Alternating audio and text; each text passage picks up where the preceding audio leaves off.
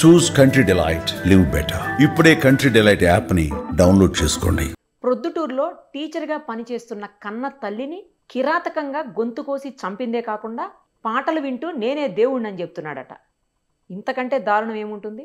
దీని మీద మనతో మాట్లాడేందుకు లైవ్ కాల్లో అందుబాటులో ఉన్నారు సైకాలజిస్ట్, క్రియేటర్ కృష్ణ గారు. ఒకసారి ఆయనతో మాట్లాడదాం.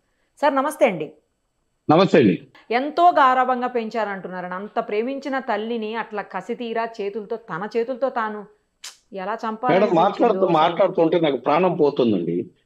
కన్న తల్లిని నువ్వు చేతులరా, నాకు అసలు ముట్టుకొని పట్టుకొని గొంతు కోసి నీకు నీలో మంచి బయటకు రాలేదు మరి. అసలు అమ్మో, మానవత్వం అసలు మనిషి కదా మేడం. అసలు మనం ఒక కుక్క పిల్లని కొడితేనే అయ్యో పాపం అంటాం మనం. అది మనం ఖర్చినా కూడా దానికి కొట్టడం, దానికి నవమాసాలు మోసి కని పెంచి విద్యాబుద్ధులు నేర్పి ఈ స్థాయికి తీసుకొని నువ్వు ఇదా లాస్ట్ కి చేసి దారుణం. ఇంకోటి ఏంటంటే పేరెంట్స్ విజ్ఞప్తి, సింగిల్ చైల్డ్ సిండ్రోమ్ అని ఒకటి వచ్చేసిందండి. ఒకటే బిడ్డ, వాళ్ళని అరవరు, తిట్టరు, కొట్టరు, అడిగిన దానికంటే ఎక్కువ చేస్తారు. బర్త్డేలు, బైకులు, పార్టీలు, ఫోన్లు ఏమిటికి తీస్తారండి. అమ్మ చేతి చెంప దెబ్బ తినని వాడు పోలీసుల చేత లాఠీ దెబ్బలు తింటాడు. పోలీసుల చేత లాఠీ దెబ్బలు తినవాడు తోట దెబ్బకు బలవుతాడు. ఈ రోజు ఈ కుర్రాడి బంగారు భవిష్యత్తుని మనం గొప్పవాడిని చూపించాల్సిన లేదు. ఆ వయసును అంటున్నాము. ఆ వయసులో జైల్లో పోయి మగ్గిపోతే వాళ్ళ మైండ్ సెట్ ఎలా తయారవుతుంది చెప్పండి. వీడు పోరి తిరిగి వచ్చిన తర్వాత గౌతమ్ బుద్ధుల్లాగానో వివేకానందలాగా బయటికి వెళ్ళాడు కదా. మళ్ళీ యాంటీ సోషల్ ఎలిమెంట్ గానే వస్తారు. క్రూరమైన నేరస్తుడుగా మారే బయటకు వస్తారు. వీటికి ఎక్కడో చోట పురుష పెట్టగలగాలి. మనం విద్యా వ్యవస్థను ప్రశ్నించాలి. ఈ ప్రభుత్వాలు కూడా ఈ చదువుల మీద, ర్యాంకుల మీద కాకుండా వాళ్ళు చదివిన వెంటనే ఉద్యోగాలు వచ్చేలాగా చేస్తే.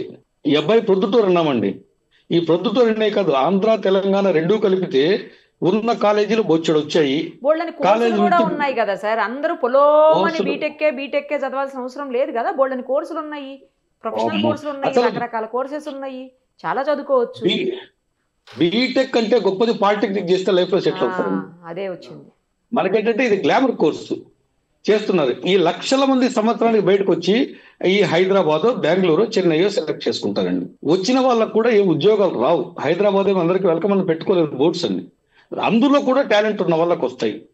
మనకి ఇప్పుడు గమనించండి, మనకు ప్లంబర్ దొరకడం లేదు, ఎలక్ట్రీషియన్ దొరకడం లేదు, ఈ బిల్డర్ ఎవరు దొరకడం లేదు, చిన్న పనులు ఎవరు చేయరు. డబ్బు తక్కువ వచ్చినా, స్ట్రెస్ ఎక్కువ ఉన్నా కూడా మాకు వైట్ కలర్ జాబ్ కావాలి. అంటే అలా కాదండి, వారానికి 5 డేసే కదా వర్కింగ్ డేస్. 5 డేస్ వర్క్ చేస్తే లక్షల్లో జీతాలు, అది బాగుంటది అన్న యాంగిల్లో అయిపోయింది పరిస్థితి. చాలా మందిలో ఈ ధోరణి నేను డైరెక్ట్ గా అంటుంటే కూడా విన్నాను సార్. నేను ఇది 5 రోజులే పని చేస్తాము, చాలా మంచి శాలరీ వస్తుంది, మనకేం పెద్ద స్ట్రెస్ ఉండదు, హ్యాపీగా ఉంటుంది లైఫ్ అని చెప్పేసి మాట్లాడుతుంది.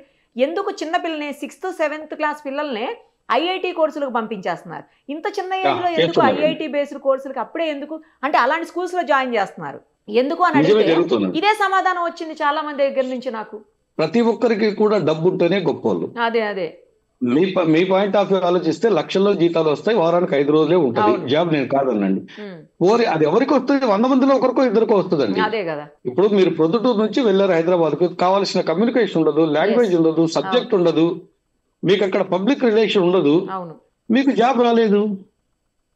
ప్రపంచం మొత్తం పక్కకి వెళ్ళిపోయినా బీటెక్ వాళ్ళకి ఉద్యోగాలు ఉన్నాయండి.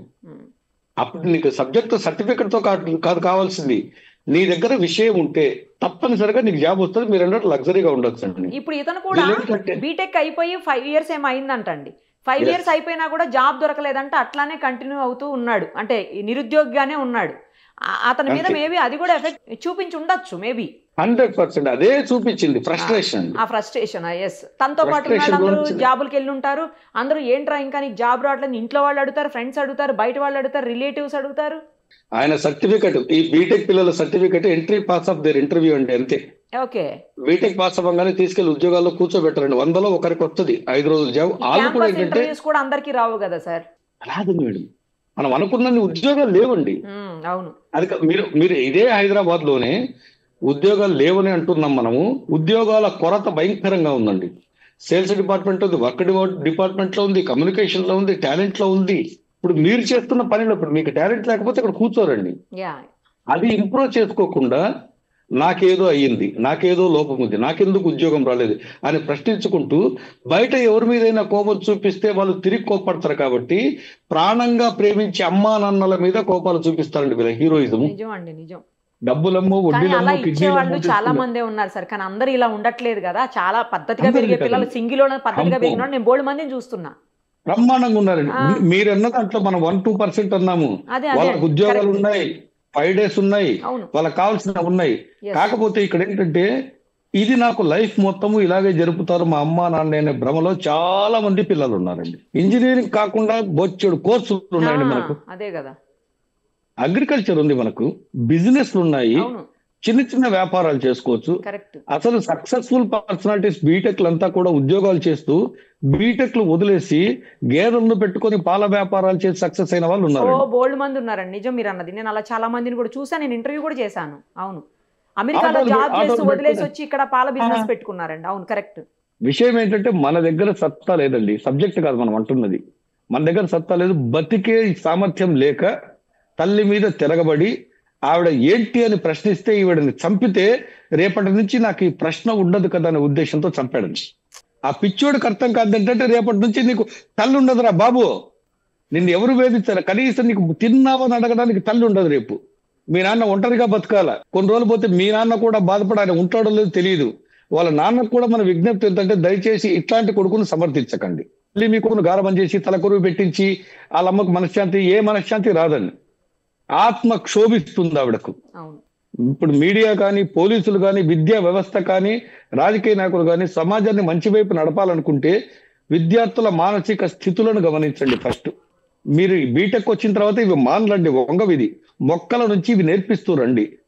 చిన్న గ్రౌండ్ పెట్టండి, ఆడించండి, మంచి మాటలు 4 చెప్పండి. సార్ మంచి మాటలు చెప్తే మారతారండి. నేను చూశాను, కరెక్ట్. మంచి మాటలు చెప్తే మారతారు. అందరూ మారతారా అంటే అందరూ మారతారని గ్యారంటీ లేదండి. ఒక సినిమా అందరికీ నచ్చాలని లేదు. కొన్ని మంచి మాటలు మెదడుకి ఎక్కించుకుని మారిన వాళ్ళు ఉన్నారండి. నాకు 5 days బ్యాక్ వచ్చిందండి, సార్ మీరు నాకు 15 ఏళ్ల కిందట మీరు క్లాస్ చెప్పారు సార్, అమ్మ నాన్నను బాగా చూసుకోమన్నారు, నేను బాగా చూసుకుంటున్నాను సార్ నాకు చెప్పారండి. అంటే మనం ఎక్కడో వెలిగించిన దీపం ఎక్కడి వరకు పెద్ద కాంతిని ఇస్తుంది కదండి. మనకేంటంటే ఈ పిల్లల మీద దృష్టి పెట్టి మంచిని చెప్పాలి, మంచిని మాట్లాడాలి, మంచి వినిపించాలి, మనశ్శాంతిని కలగజేస్తే మాత్రం పిల్లల్లో కూడా ఈ పర్వర్టెడ్నెస్, కోపాలు, టెన్షన్ అవన్నీ తగ్గిపోతాయి. రైట్ సార్, థ్యాంక్ యూ అండి, థ్యాంక్ యూ సో మచ్. చాలా విషయాలు షేర్ చేశారు. థ్యాంక్స్ అండి, నమస్తే.